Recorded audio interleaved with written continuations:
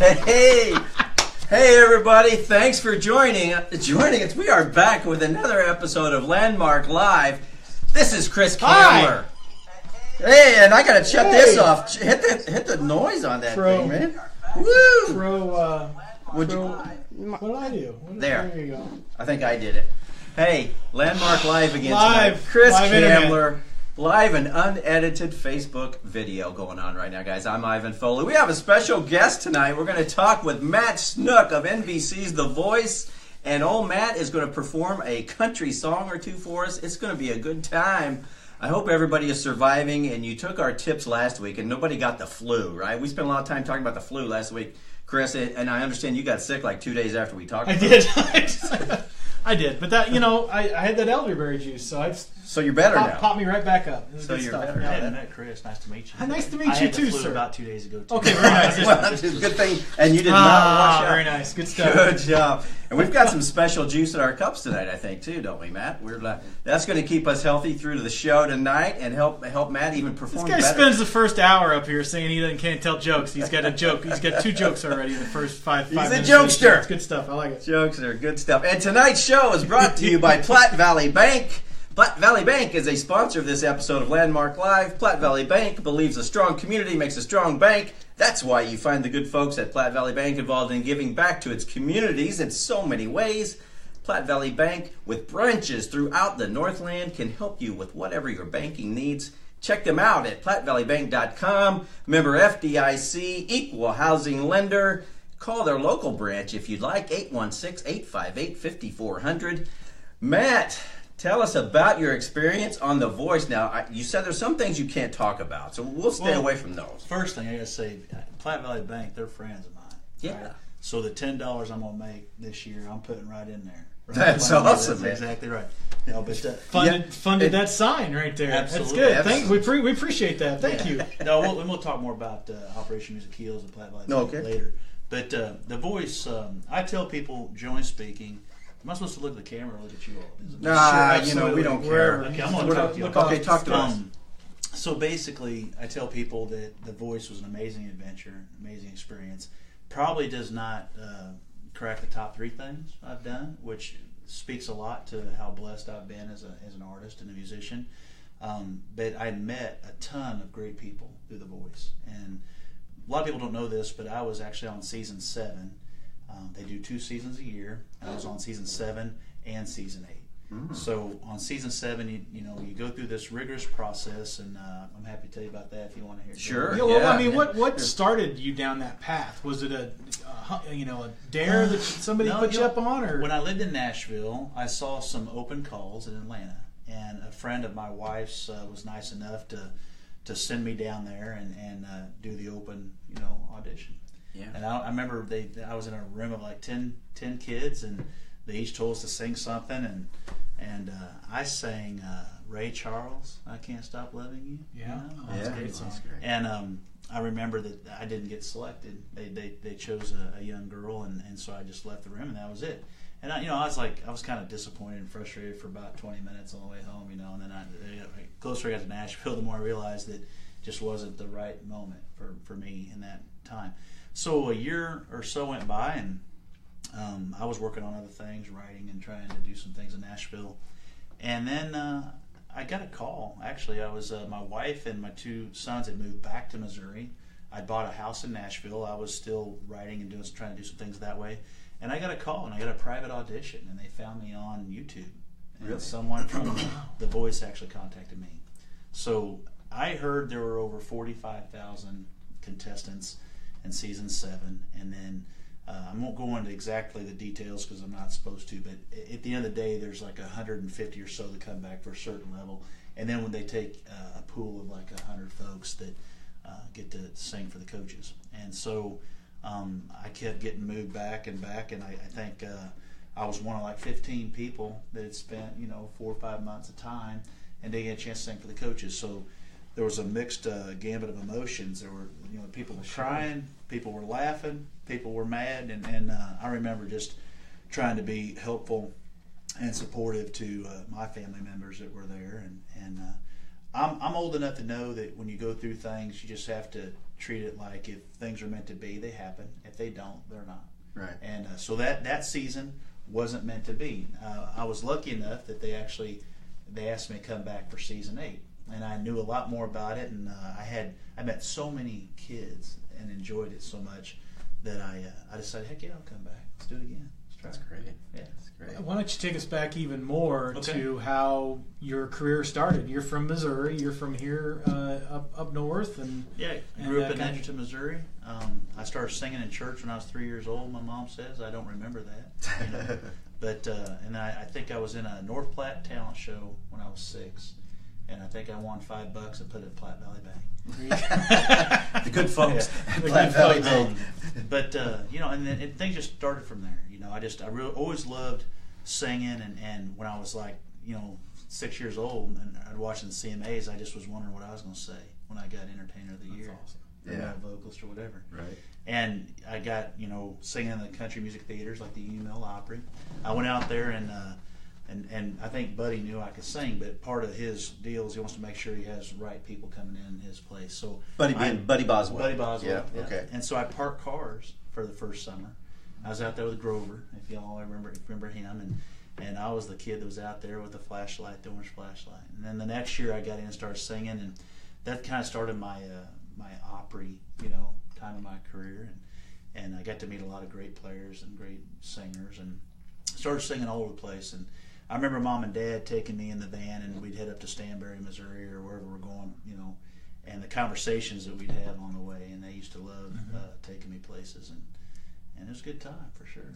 Now, the first time I heard of Matt Snook, I was driving to work, listening to Q104 at the time, and you called in, and you were talking to Mike Kennedy about something. You always did, and it sounded like you were a regular caller, or that you and Mike had a previous connection or something. So we definitely know each other. I don't know. I didn't call in much, so you probably just caught us on the day that. Or yeah, must have been. So tell us about that. I mean, did you spend a lot of time trying to hook up with radio stations to get some play time, or what were you looking for with all the connections with Q104, for instance? I appreciate that question. I think, and I don't remember exactly what I was talking to Mike about at the time. I was friends with Mike, and I know Dale, and you know, I knew a lot of people in country radio. I never really bothered people in that business much because I knew, even at a young age, there's a lot that has to go in place before an artist can be on country radio, and there's a lot of things that have to be there. One is, you know, there's radio promotion and money and things that go in there. So I think, I mean, they definitely played some songs for me from time to time. I think I remember writing a jingle with Phil Vandal, and when we were playing at Rancho Grande Cantina. And so, you know, that's a whole other aspect of the business. Love me some Phil Vandal, by the way. Oh, he's good. He's yeah, absolutely he's really good. I mean, one of the tastiest guitar players and singers that He's really talented, man. He's got some skills. So I don't remember, honestly, I don't even remember what Mike and I were talking about on the air. But it's kind of nice when I felt pretty at liberty. I could call in the radio station. Yeah, I mean, he talked like he knew you, like it wasn't the first time you guys had talked. So I think pretty cool. we did some charitable stuff down where he's from in Emporia, Kansas, for a zoo, and I've always done some things with the radio stations. But I try not to bother them a lot with my stuff because I'm not signed to a record label, and I don't have the plans to. I've never sent a single to country radio. It's a personal goal I have, and for some reason, it hasn't lined up where that's made sense to do that. Doesn't mean, you know, it won't, but at this point, that's not the case. Haven't done it. Yeah. What is it? How old am I when you say Q104 and I remember Chuck Nasty and yeah, man. playing? Yeah, well, they playing turned pop, young country. Pop 40 music. I think they turned young country in the 90s, early 90s, and I don't know what year it would have been when I heard you talking to Mike on the radio, but yeah, they've become a big country station. Maybe if he's hearing right now, could he call in and talk to us and ask us? He better Facebook us. Okay, it's Facebook. Okay, Yeah. It's all real social now. You know, and going back to the country music theaters, it's such a different. It's a whole another culture and a whole other audience that you're performing for. When I probably sang through the. Well, I had to take a couple years off when I hit puberty because my voice started cracking and changing. Mm-hmm. But then, so he took a couple years off, come back in, and then I remember going and singing the honky tonks, and that's when I started, you know, going to bars and such. And I remember my mom not really liking that a whole lot. And I just told her, I said, well, you know, I guess if you're a Christian, you ought to be comfortable to go into a place like a bar and sing and do whatever you want to do. And I think that was the right answer because she didn't have a response back to that. So she let me go into the bars and start singing, and I did that quite a while. And what were some of the bars that you hit? I remember playing. Some of them I don't even remember the names of them. They weren't very nice. Some of them weren't. But you got to start somewhere. And I remember playing up at the Buffalo Bar in St. Joe, and that was a bigger, nicer bar. And downtown St. Joe, man. Downtown St. Joe. I know I have some St. Joe stories. We'll tell you off we can't really talk about stuff, that. Yeah. I mean, right. But that's a 4-hour commitment there. You're singing a lot of cover songs and giving people what they want. And back in the day, people could smoke in there too. Mm-hmm. Well, I tell you what, y'all try having asthma and singing in the bar. It was rough on me. I'd have my puffer, off to the side and everything. Oh, really? But no, you know what? I learned a lot going through all that kind of stuff. And I was in a band called Silverado was the first band I created. And then I was in a band in Topeka called Flint Hills Thunder. And Great dance. I had the duo we created with Snook, with Phil Vandal. And after that, I've been kind of just doing Matt Snook, and I have different players that kind of come and go from time to time. But one thing I'll say, too, being as we've got people watching, I have been so blessed to have some of the best players and talented people that anybody could ask for. And what we're doing coming up on Country Tonight in Smithville, Missouri, which we can talk more about that, I have really put together a cast of characters for that, and that's going to be really fun. So make sure you go check out Country Tonight and what that means at Smithville American Legion. You won't be disappointed. Yeah, awesome. Now, talk a little bit more about that. Might be a good time to do that. You're putting together a show with some various performers. Going to be over at Smithville American Legion, and it starts February 3rd. It's a Saturday night, February 3rd.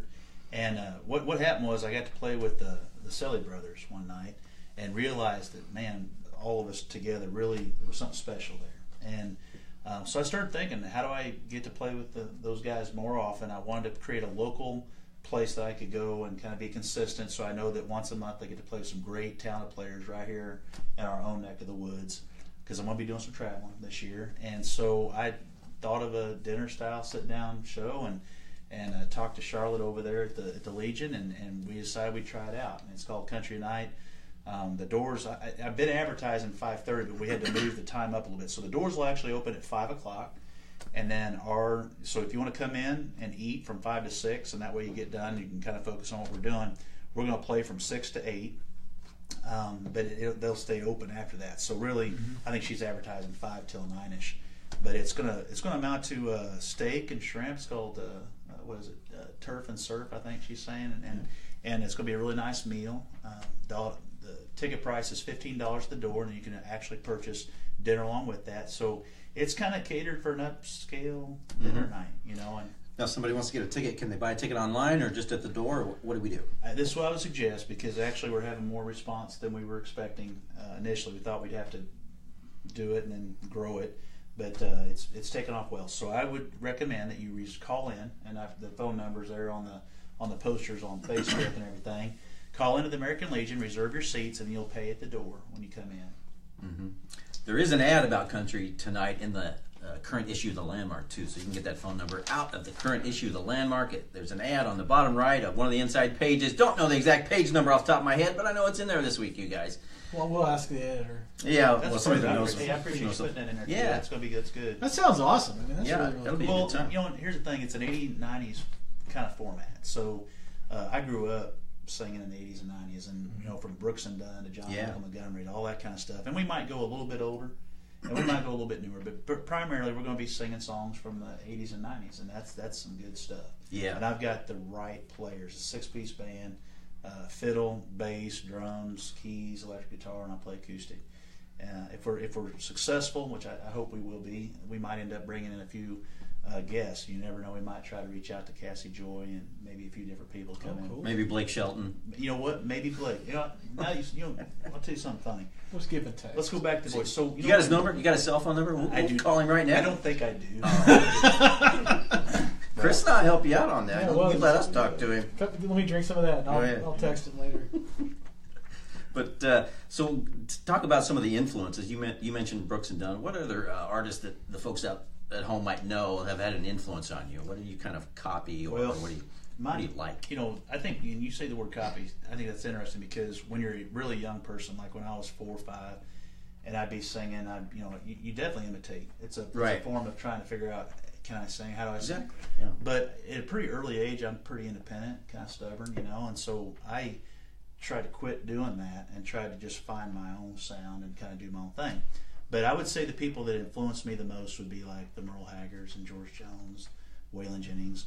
Your preferences and your tastes, if you're like me, sometimes they change a little bit over time. Yes. I remember at an early age, I wasn't a huge fan of Willie Nelson. I didn't really understand. But when I hear some of his Ray Price style, I thought that was kind of cool. But then over time, I've become much more of a fan of Willie Nelson because I've gotten older and I appreciate his difference in timing, the way he phrases things and does things. But I love all kinds of music. Like I mentioned, I sang a Ray Charles song for that audition. I love rock and roll. I love country. I love all kinds of music. If it's in time and in tune, I'm in. Yeah, 90s country was good for me. I enjoyed the 90s country. Is that about the time that you came up into it? Would that have been after 2000? Let's see. I probably start I would say 80s and 90s. Okay. I was already singing out live and stuff in the 80s. I remember being on a farm. I grew up on a hog farm in Edgerton, Missouri there, and I remember having my straw hat on, and back in the late 80s, when like Clint Black and Vince Gill and Garth Brooks and Alan Jackson, all these guys started coming out, and they all had their hats on, right? So I took mine off. I wanted to be different. I just took my hat off, and Vince Gill didn't wear a hat. He was kind of, and then it's like now all the guys are taking their straw hats off, and of course I put mine back on when everybody's. Cause I always just like being a little bit different. I don't ever mind going against the grain a little bit. Mm-hmm. Chris and I like to be different too. I'm not wearing my hat today. Exactly. So that's good. We don't have a problem with different. I love my hats. I get them out there off I-70 and Kleinschmidt's where I get them. They're Atwood, and it's like a leaf, a Mexican hat. And a lot of times I'll go out and buy 5 at a time, and I put a little stank on them, and some character, and then I try to give them away at different charities or different things. Oh, nice. The last one I gave away, I was down in Texas at Snowball Express, and a young boy. I didn't know what I was going to do, but I had some of the Gold Star families. You know what those? Yeah, okay. Absolutely. And some of them were signed. I had some signatures on my hat and everything, and then Josh came by, and I thought that's perfect, and because I got a big old head, right, and you got a pretty good sized man too, Chris. Looks like yeah. I don't know if you put that on. I don't know. We'll try that out. So Josh goes to put it on my hat, and it fits him like a glove. And I jokingly said, "You got a big melon too," and he started laughing. Well, so I gave it to him. And then a week later, I got in the mail. He had a belt buckle that he gave back to me. And that's why I like giving stuff away, and stuff that you wear, stuff that you use. Well, you mentioned when we were talking before the show that it sounds like charity is as important, if not more important, to what you're doing right now. You've got the Country Tonight, but it sounds like really it's trying to give back and use your name to help other folks. I tell you what, music, I always thought I had a gift for music. What I didn't realize is music is only the medium. It's really just to get you in front of the people that you want to meet and talk to and learn from. And I had a lot of years I've spent volunteering and donating a lot of time and things too. And for some weird reason, I never had a diary. I don't write a whole lot about things. When my brain's gone, I'll probably just lose it all, But I did keep track of some of the volunteer performances I had. So one day I was sitting there and I thought about what I needed to do was come up with Operation Music Heals. It would have been or late 2016. And what I was trying to do is figure out a way to. I needed to get some more financial stability in my life. I wanted to make sure that, because I would get an email about a job offer here and there, because I used to be a project manager back in the day, and I didn't want that to keep confusing me on what I was supposed to be doing. So basically what I did is I approached a few different people and I said, let's go do some good work for X amount of dollars, sponsorship, and let's get this done. And it was about 8 pages of volunteered activities over the years, and domestically and internationally. And I think that list of performances helped sell what I was trying to do. So now what I do, one of the things I work on, it's called Operation Music Heals. I have Platte Valley Bank. I'm talking to Wright Automotive over here at Smithville, and I've got a couple other people I'm talking to. So I got about 4 of them, and my focus is going to be going into veterans medical hospitals. I have access to I know I'm not like a celebrity, and I'm not Blake Shelton, but I have access into places that celebrities probably wouldn't access to in the military world. So I'm looking at maybe 6 to 8 performances in the hospitals this year. I've been talking to BAMC down there in San Antonio for maybe Thanksgiving. And then 2000, I think it was 2009-ish, I got to go perform in Balboa on Christmas Day. I'd like to go do that again. So I'm thinking maybe 2018 Christmas Day. I'm going to try and get in there. And I'm friends with a gal over in the village. It's more of a veteran section, and they got the hospital side. So the focus of Operation Music Heals this year is going to be medical hospitals. But what it also allows me to do is when people, I got an email the other day for Angel Day down in Olathe, and that's for people that have lost a young child, and it's peer-to-peer mentoring. They do a 5K.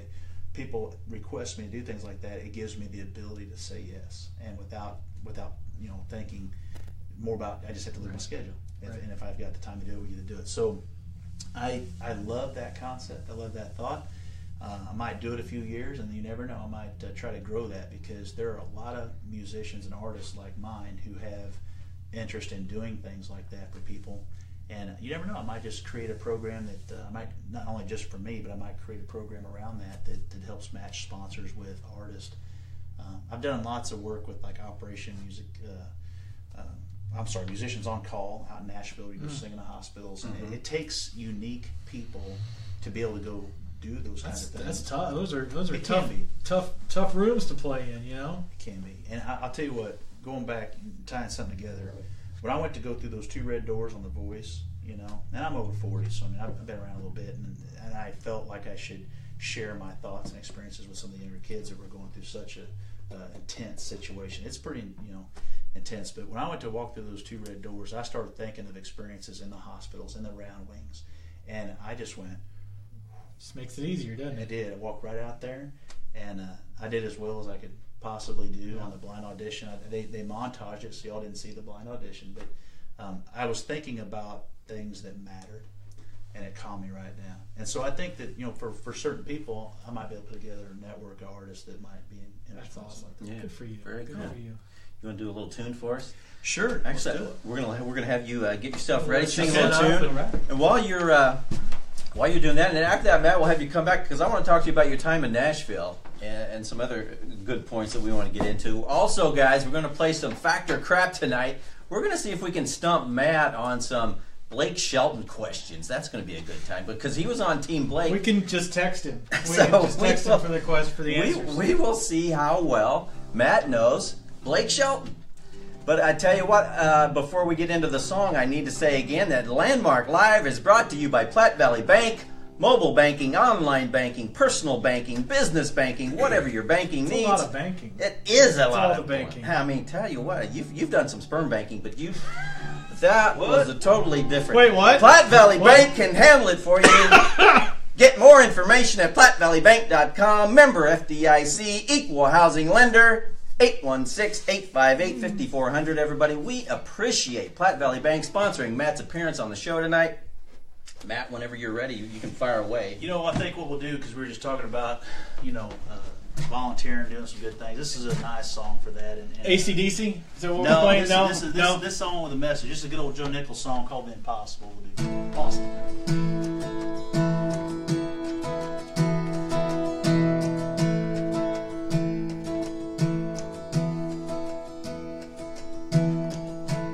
I chase monsters from the dark.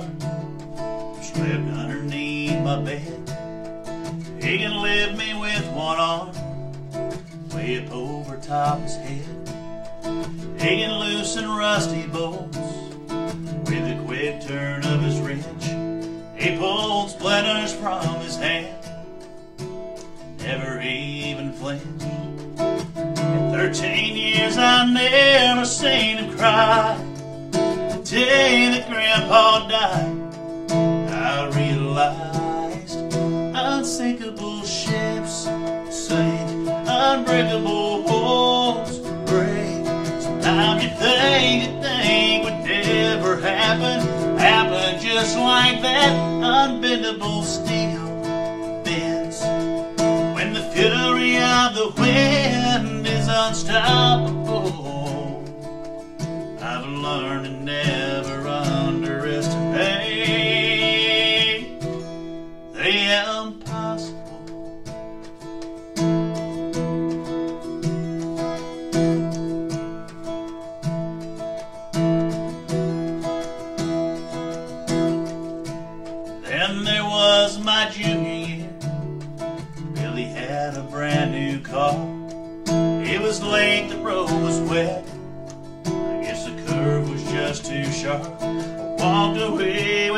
a scratch. They brought the helicopters in. Billy couldn't feel his legs. Said he'd never walk again. But Billy said he would, and his mom and daddy prayed. The day we graduated, he stood up to say, unsinkable ships sink, unbreakable walls break. Sometimes you think would never happen just like that. Unbendable steel bends when the fury of the wind is unstoppable. I've learned to never underestimate the impossible.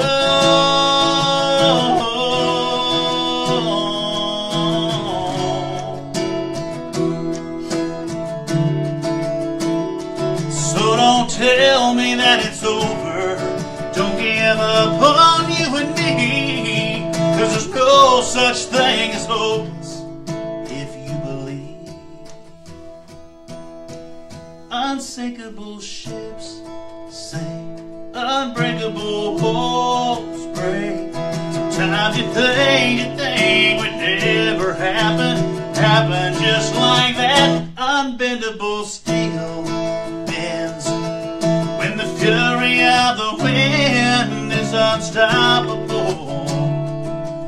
I've learned to never underestimate the impossible.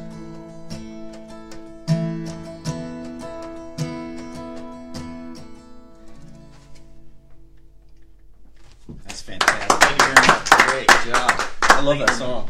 Love that. Can you come back over and see Yeah, it? come back here. We're going to chit chat a little bit, and then we'll actually close the show later with you doing another tune, if that's So all right. let's see, The Voice, Afghanistan, Nashville, and now Landmark Live. So there you go. That's I don't know what else the guy can do. Check the final box of your resume. Nice job, right? Thank you very much. That was fantastic. That was really Yeah, good. Love it. So Nashville, talk about some of the places that you've played down there, because I love the city of Nashville. I love that was like my favorite vacation of all time. Yeah, you know what? I was out there 3 months ago, maybe, with a friend. I've got a couple friends I still like to visit, and we might write a song next time we go out there. But I used to love performing at all the songwriters' nights, and I played at the Bluebird and different places Love like that. Bluebird. And, I'll tell you what's fun when you live in Nashville is that any day of the week, I could go somewhere and hear some phenomenal talent. Yeah. I mean, phenomenal talent. I remember Monday nights at 3rd and Lindsley and Panfish nights, and back, in a day when I used to sip a little bit more bourbon than I do now, I would go listen to songs and sip bourbon and just enjoy people's creation, and what they. And now a lot of those folks that were hanging in those circles, Eric Pasley, him, redheaded kid. Really talented guy. You're going to have to help me with these names. That's okay. Brad Tersey, he's playing with Old Dominion right now. Sarah Buxton, I'll just say this: I was really thankful and blessed to be able to listen to such talent at the, at 3rd and Lindsley and stuff. So it's just and it's all it's all different kinds of music. It's obviously country and western music, but it's rock and roll, it's folk music, it's all different types. That's just a music community, right? It really is. One of my favorite people out in Nashville is Billy Block, and he started the Western Beat out in California, and he has since passed away. He got cancer, and he's been gone now for about a year or more. He was a person that, the way I view Nashville's like this circle. Okay, and if you get inside that circle, then you know who that is for sure, because that's a record label, that's a deal, that's getting on country radio, all that kind of stuff. And then you have your outside that circle, and that's all the people trying to get in there. And Billy, he kind of just sat right on the edge, and he interfaced people that were trying, and he already knew people that had succeeded. And he was nice enough to let me come in on a Western Beat and play some shows, and his family's unbelievable. The people, like, I remember he let me come and do a showcase at the Rutledge one night, and I grabbed Martin McDaniel and his band, and now his rhythm section, I think the bass player's playing for Cole Swindell, and I mean, the talent's unbelievable. The people you hang with and talk to, they're everybody's got their own thing going on. But we played that night. It was a great evening. I remember I think John Oates was in the house, and Taylor Swift's producers in the house. But the one guy that came up to me after I got done singing was Greg Aaron Brown. He produced Travis Tritt, and he's a kind of a thin guy with a big old black hat, and he was kind of interested in what I was doing and things. And it's just, Nashville's a place where things happen. And if, I tell people all the time, people ask me, do you have to move to Nashville to get it done? And my answer is, not necessarily. Everybody's got their own way and paths they can make. But if you want to go get inspired, and you want to become a better writer, and you want to learn, because sitting around in your little town being a bigger fish in a smaller pond, that won't help you grow.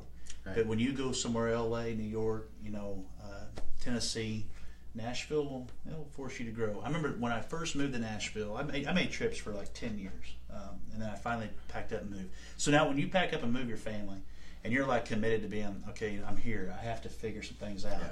Yeah. But I was thankful. I had a lot of people that helped me along the way. And I remember the first time I ever went and heard Chris Wallen was singing Don't Blink. He's a songwriter, wrote that song. And I was listening to just 3 or 4 singers up on stage. And I remember thinking to myself, okay, I just heard a song where every line in that song's better than my best line in my best song. And that was a long time ago. And so you have to decide what are you willing to put, it's a lot of work to get to improve.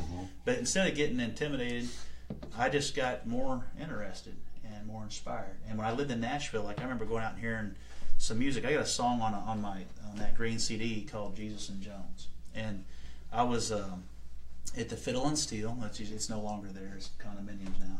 But I went in there. I bought me a bourbon and Coke, and I'm listening to some music. And this guy comes over and he says, "Hi, my name's Rick Tiger, and what's your?" I'm Matt Snook. He said, "You singer, songwriter?" I said, "Yes, sir." And he said, "Yeah, me too." I said, "Cool." And he said, we started talking about small talk, and I said, "Well," he said, "Who's some of your favorite singers?" I said, "Well, I really like Joe Nichols, He laughed, and I said, and he said, "Well, I have a song on Joe Nichols, one of his albums." And I said, "What one is it?" He said, "Old Friend of Mine." And the hair stood up on my arm because outside of maybe He Stopped Loving Her Today, that's one of the best songs you're ever going to hear. And I'm sitting here thinking, so here I am sharing stories and listening to music with the guy that wrote that song. Pretty cool. Did it feel like you were a long way from Edgerton, Missouri at that time? Just like, what? Is pretty cool. I think Nashville felt like Edgerton. That's a community where you really home. It translates. And so now that I've moved back I live in Camden Point, Missouri. It's where I live now. Very happy to be back home in the Midwest. But I don't think Nashville and Camden Point are ever or Edgerton, I don't think that's ever going to be different. I mean, when I go to Nashville, when I see the Batman building, my heart rate starts to move a little bit, and I just don't think that'll ever be different for me, no matter what I'm doing. So it sounds like you were really not just inspired by the music, but also the people that, and we were talking before the show that now you're kind of giving back, and you're helping a young performer and trying to find more opportunities to maybe, I liked your word, interface with folks and say, hey, here's how it was done, here's how I do it, here's maybe I could help you along the way. Well, as thankful as I am for all the opportunities that I have had, I have failed a lot and I have learned a lot. And so I think that I have some things to say to younger people as they're coming up. I've had people in the business tell me that they like the way I approach things. There may be some opportunities in the business side of things for me. Right now there's a young girl that I met on The Voice, and I really connected with her dad. And I remember the first conversation. I'm always really honest with people and kind of direct. And he's telling me this guy is so excited about his daughter. And he's telling me nonstop, 20 minutes. And he's telling me how much, and I'm thinking, that's cool. And I said, you know what, Roy, I said, when you have 3 record labels competing to sign your daughter, you got something going on. Till then, you're just here on The Voice. And he just looked at me and he smiled.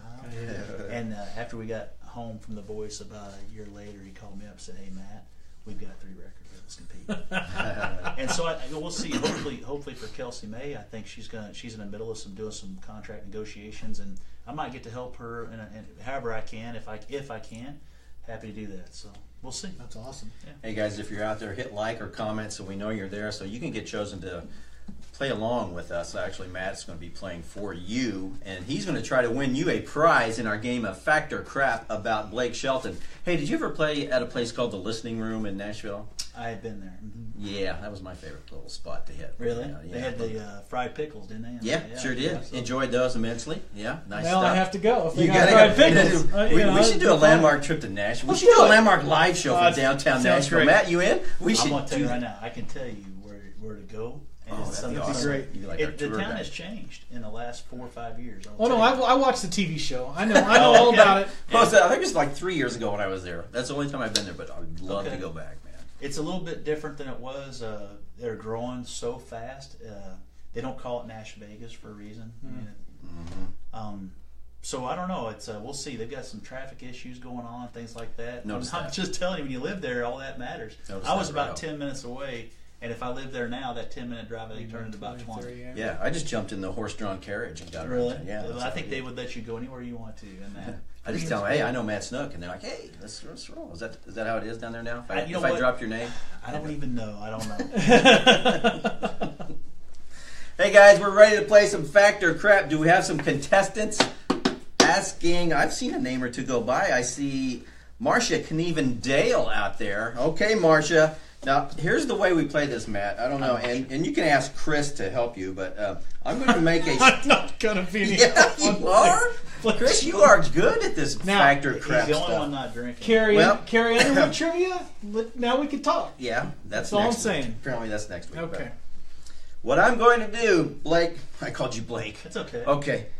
Matt, when we have Blake on the show, I'll call him Matt. I'm only if that 6 makes you foot feel tall. better. He's 6'6". So Okay. Holy crap. I'm going to make a statement about Blake for you, Matt, and you Okay. tell us whether it's fact or crap, all right?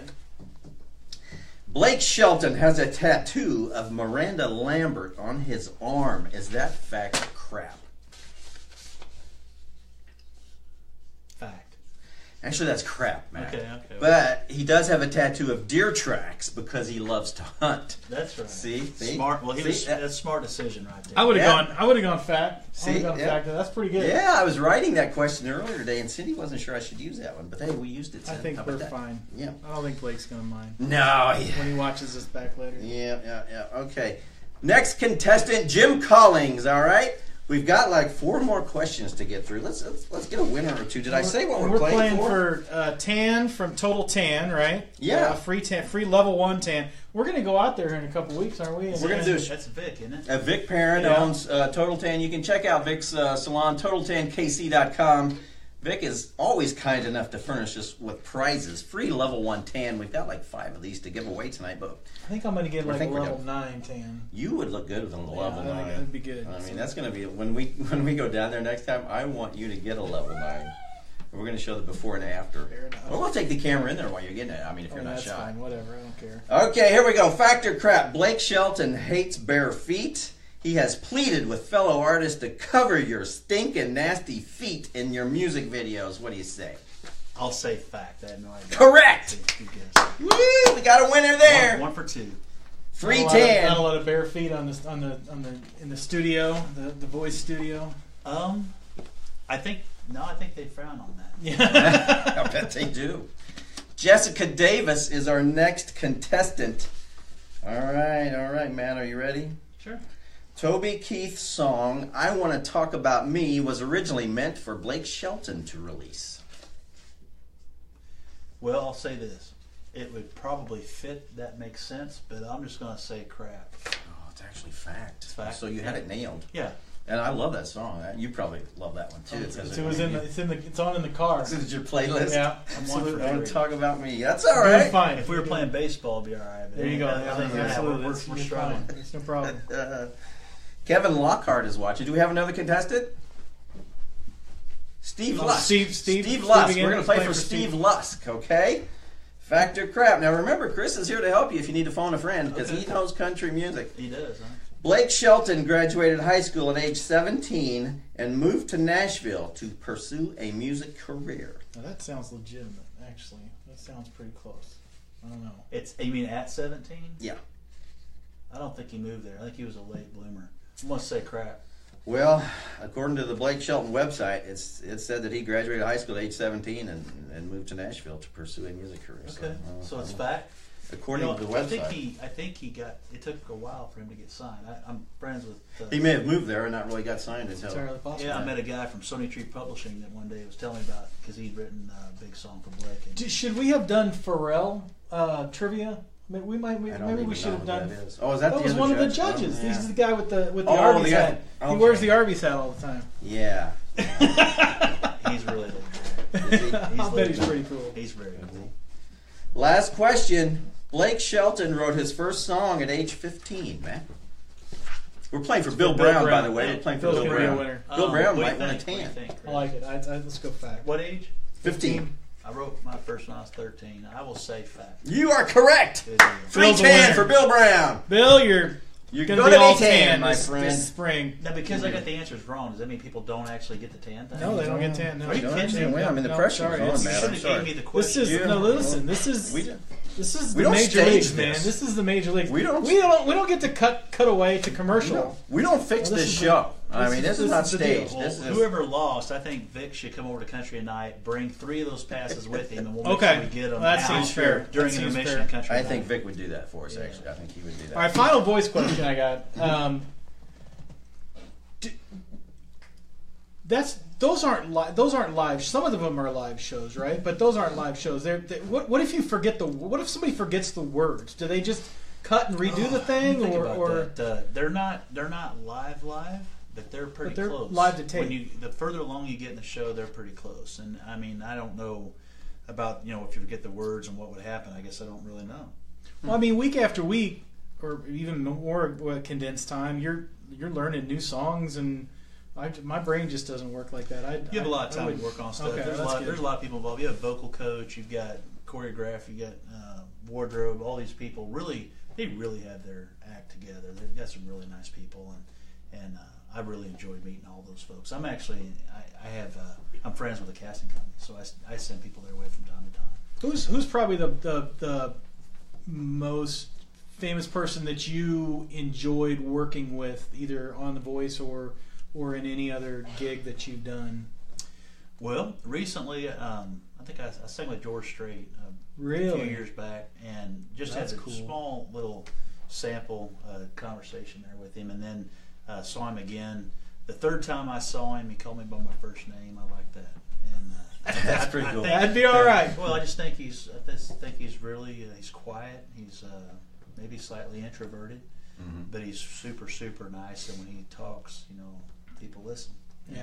And, I think if I was to ever, back in the day when I was younger, if I'd ever went on tour and I would really love the tour with George Strait. I think he's legit. That's very amazing. cool. Very, very cool. I mean, while you're name dropping here, George Strait is very impressive. Any other big stars that you'd like to mention that you've worked with or performed with? Well, I mean, I've probably opened up for Tracy Byrd, Tracy Lawrence, Mark Chestnut, John Michael Montgomery, Joe. See, those are guys from the '90s. I can relate to that. 'Cause I was into country music in the '90s. Here's somebody you might like and enjoy. Tony Orlando. Is that Yeah, Tony okay? So Orlando. can I tell a quick story about Sure, that? yeah. No, go ahead. Okay, so when I was coming back from Iraq in 2009, we stopped off in Germany to perform over there.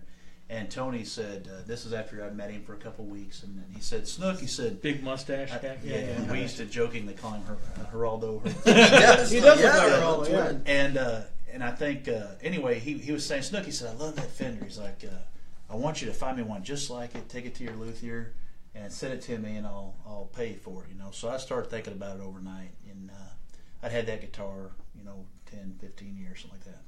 And I thought, there's no way I'm going to find one like that's going to sound like that. So I gave it to him in Germany, and he wept. He said, Wow, no one that's ever get him their working guitar. And I knew it was right. So we went and played a couple shows on Veterans Day, and then 2 years later, and I called my dad. I said, because I love. I don't have a guitar, Dad. I can't win my guitar. I had to buy a cheap one, because I wasn't well to do. I bought a cheap one, and then I was in the studio down at Q104, and Randy Owens from Alabama needed a guitar to play on a song he was doing. He had to grab my cheap guitar. And I was like, no, this cannot happen. But 2 years later, Tony gave it back to me, and he laminated a note that said, "This baby cried tears for you. Make sure you give it to one of your sons." And so that wooden guitar is the one I write a lot of songs on. And I had that. I don't know what brought that up, but I guess the point is you were talking about people I met, known.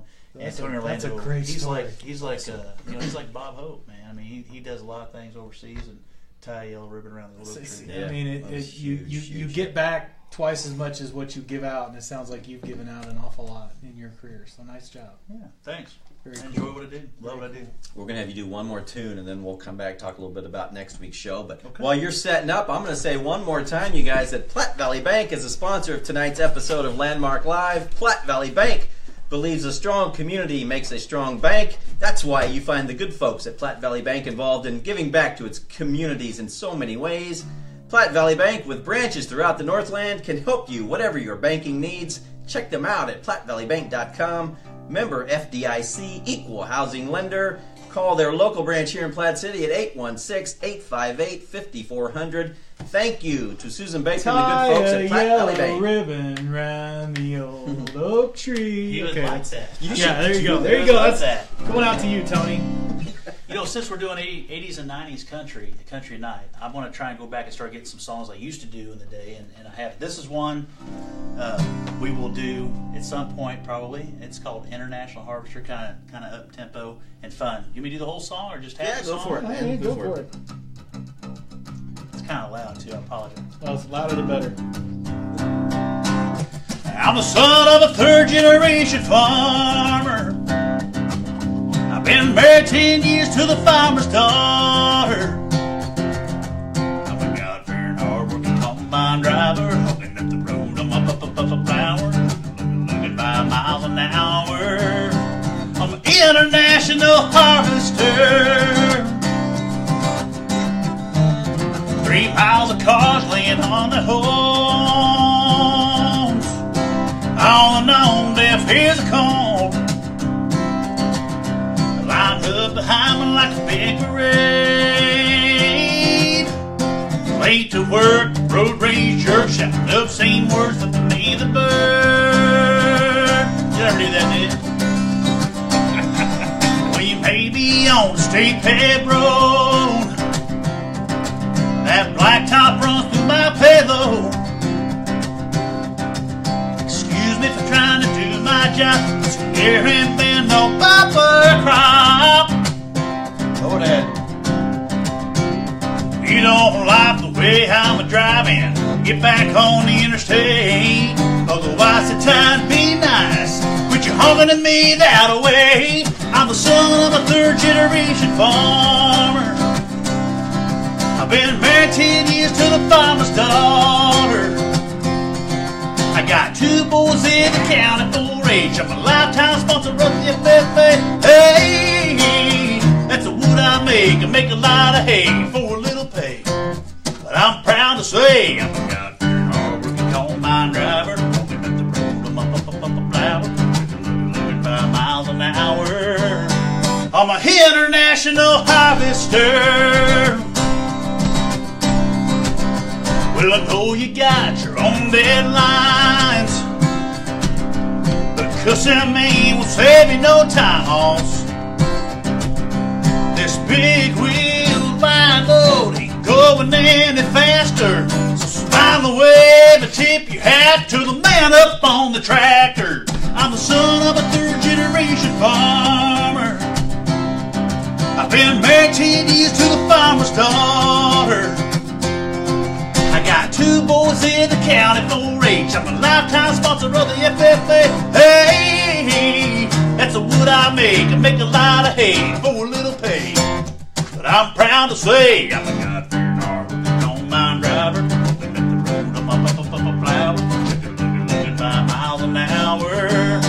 I'm a international harvester. Am I supposed to? Here, wait. We're supposed to be like this. Let's turn our chairs around. Isn't that how that works? You know what? When I was singing that in that blind audition, I was singing Red Dirt Road, and I got about, I don't know, halfway through the song, I had a half standing ovation in the audience, and so I was feeling pretty good.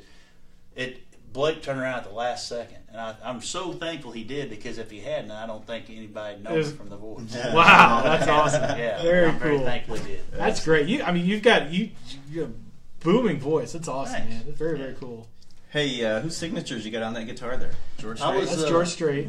I was up performing for the Leroy Petrie Village of Honor, and I was singing at Trump Hotel, and George Strait and his wife walked in, and a fella named Haas, who's missing his left leg, he's got TBI, traumatic brain injury. So Haas, a big 6'6" guy, talks like this. And he walked up. He said, "Mr. Strait," he said, "You see that fellow over there in the corner singing the guitar?" And George was like, "Yeah." He said, "Well, his name's Matt Snook, and he plays for us over in the desert. We think you should go up and sign his guitar." So it says, "For Matt," well, let's say it, I've rubbed it off a little bit. "For Matt, best always, George Strait." That's awesome. Not too shabby. So you won't be giving that guitar away, I take it? No, I'll probably hang on to it. Honestly, though, it was done with a Sharpie, so it won't stay there forever. And it is my working guitar, but I think being that we're kind of friends now, if I need to, I'll have him sign it again with an acrylic and maybe hang on to this one. But no, it was very nice. I don't think he signs a whole lot of stuff. So Yeah, that is so cool. Very cool. Yeah, he's a legend, of course. He is a legend. Yeah. I love singing. You know what? And I'll tell you what, you just don't have any courage if you don't sing George Strait, a George Strait song when he comes in the ring. I made sure I did a George Strait song. Yeah. That's great. Well, we sure appreciate you coming on tonight, I'll come entertaining the Thank folks. you. Yeah, come sit down here. We'll next week, you guys. Next Thursday night, we have Platte County Prosecutor Eric Zond on the show. We'll see if Zond can sing some country music for us. What do you think? You think we can talk him into doing We that? had two country artists. We have my brother and Matt, and then we'll just have Matt, Eric Zahn. Yeah, absolutely. he can, That sounds great. We'll see if he'll start a music career next Thursday night for us. Absolutely. But, yeah, we have done some country stuff here, haven't we? And we missed out on Brittany last week, but we'll have to branch out a little bit and get. We'll move on to the next genre, as they say. Do you want to talk about your CD a little bit? If somebody wants to buy the Matt Snook CD, where do they? You know what? Just come out and see us at the show. We'll have some stuff, T-shirts, CDs, stuff like that, and maybe sometime later in the year we'll come back to see it if there's a spot open, because I guess I'm old because I got lots of stories. Operation Word Call, we can talk about a lot of things like that. Maybe Country Tonight will be going real well. We can talk more about that. If you're out at a event up here, maybe we'll come out and visit you and do a shot from out there. That'd be great. That'd be a lot of fun. Yeah, thank you very much for having me. I appreciate it. Thank you very much, Matt. Thank you, sir. Appreciate it. job. Good time. All right, you guys. Thanks again. We will see you next Thursday night. In the meantime, if you'd like to sponsor the show, reach out to us on Facebook or call us at 816-858-0363. We will gladly take your sponsorship. Thanks again to Platte Valley Bank for sponsoring Matt's appearance tonight. We will see you guys next Thursday night with Platte County Prosecutor Eric Zond. Good night, everybody.